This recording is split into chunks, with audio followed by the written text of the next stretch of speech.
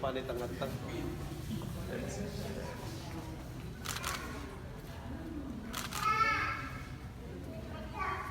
The Lord be with you. Reading from the Holy Gospel according to Saint Mark. Glory to you, Lord. People bringing the little children to Jesus were having touched them, but the disciples were scolding them for this. Jesus became big and then he noticed and said to them, "Let the children come to me and do not hinder them. It is because just as this that the kingdom of God belongs. I assure you that whoever does not accept the kingdom of God like a little child, he shall not enter into it." Then he embraced them and blessed them, placing his hands on them. My dear brothers and sisters, the gospel of the Lord. Praise to the Lord Jesus Christ. The prayer of exorcism, so itong prayer ang pinadasal ng pare kapag may mga kapatid tayo na kumusap sa Holy Spirits. Kaya ipag-pray natin si Lord na ilayo man siya sa mga Holy Spirits. I invite everybody to extend your right hands to the beginning as we pray over first. Almighty and ever-living God, you sent your only Son into the world to cast out the power of Satan, spirit of evil, to rescue man from the kingdom of darkness, and bring him to the splendor of your kingdom of light. We pray for this child. Set them free from original sin. Make them temples of your glory and send your Holy Spirit to dwell within them. We ask this through Christ our Lord. Amen. Upon this child of baptism by water and the Holy Spirit, he is to receive the gift of new life from God who is love. On your part, you must make it your constant care to bring him up in the practice of the faith. See that the divine life which God gives him is kept safe from the poison of sin to grow always longer in his heart. If your faith makes you ready to accept this responsibility, then you know the vows of your baptism, reject sin, profess your faith in Christ Jesus. This is the faith of the Church. This is the faith in which this child is about to be baptized. So, renunciation of Satan. Your response, I do. Do you reject sin so as to live in the freedom of God's children? Do you reject the ground of evil and refuse to be mastered by sin? I do.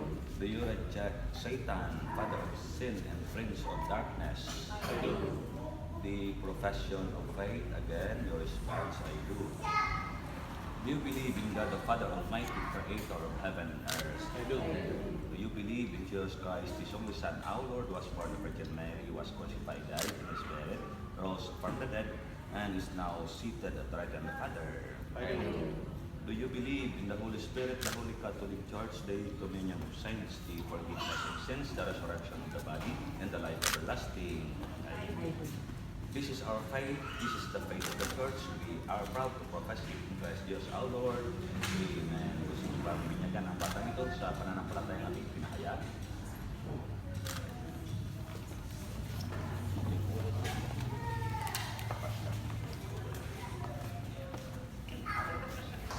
Again, ninong nina and parents, extend your right hand sa baby.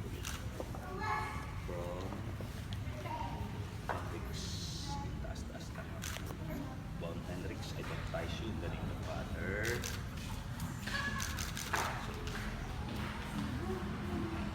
and of the Son, and of the Holy Spirit. Amen.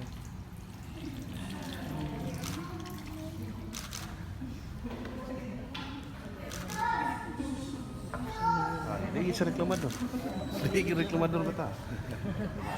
First by water and the Holy Spirit, and welcome you into His holy people. He now anoints your priest of salvation as Christ was anointed priest, prophet, and king. So may you live always as members of His body, sharing everlasting life. Amen.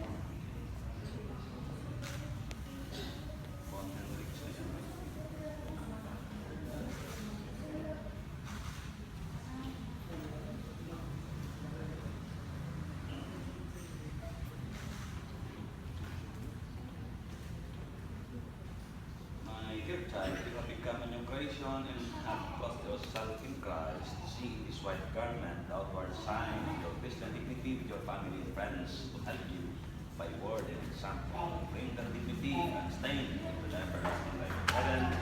Amen. Therefore, this most of the baby, pero isipulis ko po ng kanyang parangalan.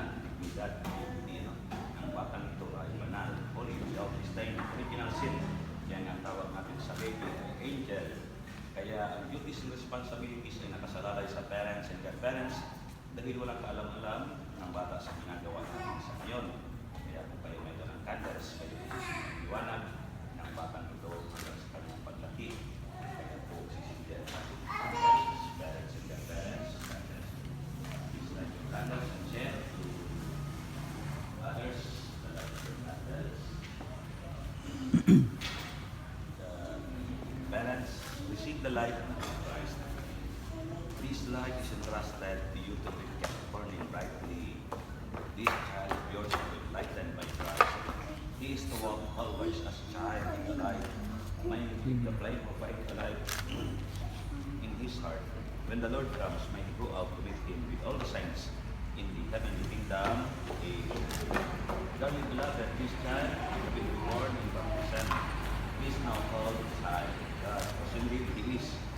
In confirmation, he will receive the fullness of God's Spirit. In Holy Communion, he will share the contact of Christ's sacrifice, calling God your Father in the midst of the church in their name. In the spirit of our common sonship, let us pray together in the words that our Lord has given us. All together, our Father, who art in heaven, hallowed be your name. Your kingdom come, your will be done on earth as it is in heaven. Give us this day our daily bread, and forgive us our sins, as we forgive those who sin against us.